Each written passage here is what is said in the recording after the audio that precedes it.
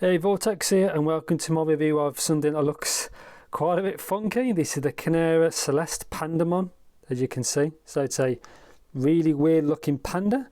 But anyway, as usual, full disclaimer, I'd like to thank Linsol for sending me this out to try it. So thank you very much. I was not paid to do this video, and all thoughts and opinions are my own. And yet this is I think a second generation SPD driver. So I do have the Gumiho, if that's the correct one. I reviewed it not that long ago. This is just an updated version, I think, of the main driver. And let's just get into it. So let's have a closer look. So we've got this weird kind of demonic panda earphones. We'll obviously have a look at it in a bit. Stuff that comes in there. So there's a bunch of tips. Specs. So 9 ohm impedance, that's very different. So I'm quite curious of that. There's an FR graph. Obviously, look at that. 2-pin 0.78. It's a single driver. So instead of on the older models, and that I think there's a TRN model that's similar. So they're using 2 drivers for full range. This uses just 1. So I'm quite curious of that.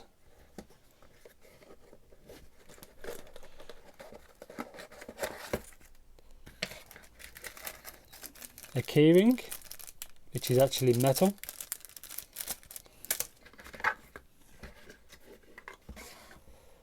Bunch of paperwork, specs, what's in there as well. Should be the cable and a bunch of stuff. So brush, pretty standard. Tips, seem to be quite wide bore. Some more silicone tips that seem to be quite wide bore. I'll have a look at them later on. And the cable, it reminds me a little bit of the colour of the Alina cable. Just off, just from memory. So, yeah. Here we are. So, I'm not really keen on the design, but it is what it is. 2-pin, which is fine. Very simple shapes. It's so circular, so much of a curve. Because a lot of things are really square, so that's quite different. I guess because the driver's quite big, and that's it really. So I have no idea what these are like at all. I've checked no graphs or anything. So I'm going to see what the tips are like. Obviously use them, put a bunch of time on them, and see what they're like. I'm hoping that the tuning's decent, that this newer generation driver, there's an improvement, so you don't need that balanced armature to like do range, the full range. And yeah, so bit of a gamble, but yeah, I'll see you in the future. Yes, so welcome to my review section, the Kinera Celest Pandamon.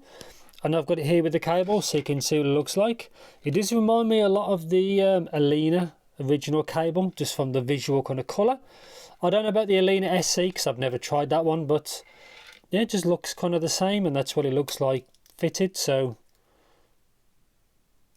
that's pretty much it. So take these off.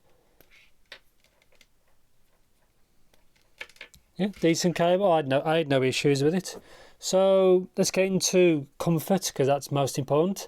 I found it sometimes fine and sometimes not fine. So because it's just like a circle.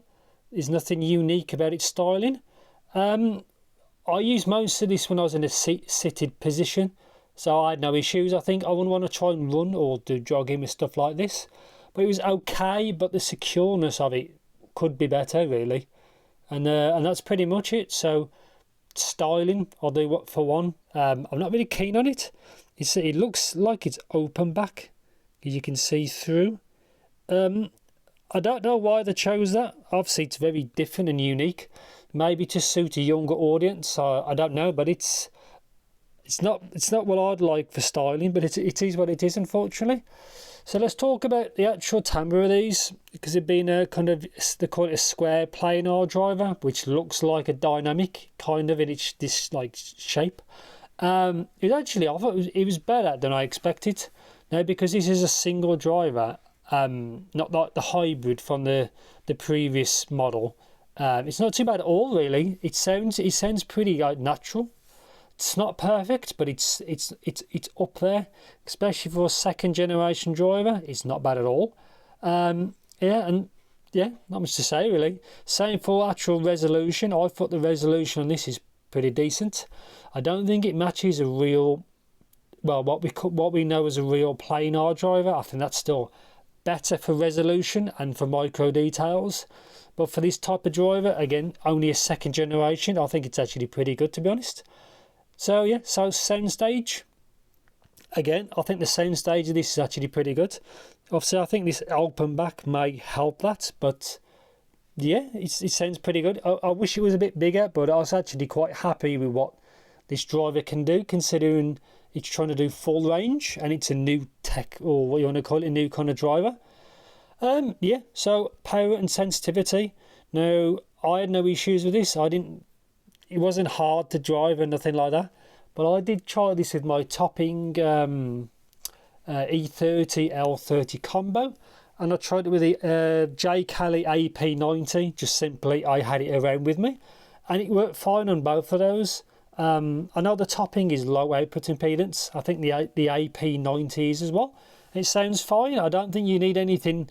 You don't need anything special, but as long as you get something decent, I don't think you'd have any issues with it. So sound, because that's what it's all about. Of the Pandamon, as you can see, these things look crazy. So I'll overlay the graph now so you can see what it looks like. Now I'll get to the treble in a bit. So bass, it has enough. It has more, I think, than the graph looks like. It's quite tame on there. I think what helps is it's not neutral, it's slightly above it, and it bleeds into the lower mid-range. These are no bass head ones, obviously, as you can imagine. Maybe a bit of EQ might help you with that. I typically listen to electronic music, and I want more low end than these have, but it's not as bad as it looks, I think. But yeah, it doesn't sound like a DED for hit. I think most folks might want more bass. Well, I think most people do want more bass than this, but that's what it comes with, and it's not too bad at all. And it is what it is. You probably want a bit more. Yeah, and that's it. Not much to say. It sounds fine. You probably want more attack, more bass, but that's it. So mid-range, there's a small bit of bleed from the bass. Helps it sound. If it didn't have that, I think these would sound quite thin in the tuning, but it's not too bad at all. Now you can see obviously it shoots up forward, so vocals are forward on these. Now you can see there's a channel mismatching. Now I'll talk about that when I get to the treble. But yeah, the mid-range on these is actually fine. It's very clean and very transparent. Obviously it's forward towards the top. And not much to say really. Male vocals, especially deeper male vocals, you probably want a bit more bleed from the bass to make it sound a bit thicker. But female vocals are probably better than male vocals, depending on their obviously vocal range. And that's pretty much it. So treble and driver matching. So I'll just get the treble out of the way first. I'm not really keen on that lower treble elevation kind of part. I wish it was a bit smoother off. But the treble extension, I thought, on this set is actually a little bit better than I expected, considering it's, again, it's an improvement over the original. But as you can see, there's mismatching. Now, I noticed this, I graphed this after I finished with it basically, and everything sounds like like your left and right balance. It's like if you put more towards your left ear for balance. That's what that sounds like.